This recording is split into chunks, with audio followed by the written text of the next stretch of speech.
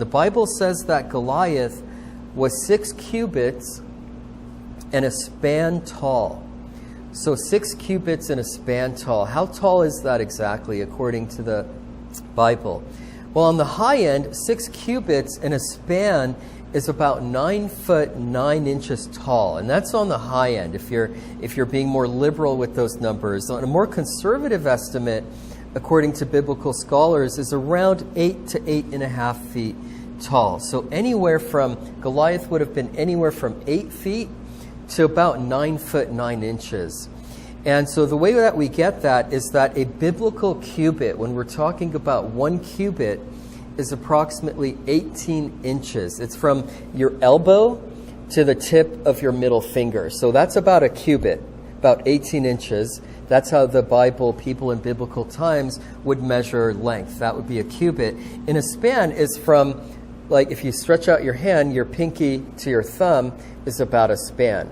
So Goliath was 6 cubits and a span tall. If you do the mathematical conversion, that's 9 foot 9 inches on the high end. And so this makes Goliath about 9 feet tall, give or take a few inches. That would be about how tall he would be. And this goes against biblical mythology, which, depending on the source, makes the giants out to be between 400 to 800 feet tall or greater. I'm sure you've heard those stories where, the giants are said to have been these towering creatures as tall as the Eiffel Tower. Well, this is taken from pseudo-apocryphal books like the Book of Enoch and other extra-biblical sources that are not actually in the Bible. So when we get the biblical record, it's actually about 9 feet tall.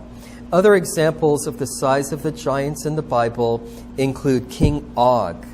King Og is another giant that we get mentions of in the Bible.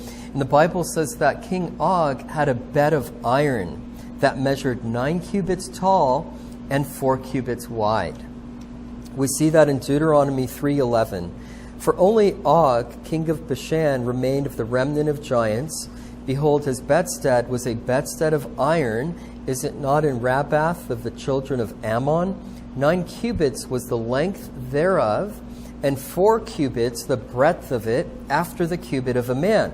So 9 cubits, according to those measurements, is about 13.5 feet long.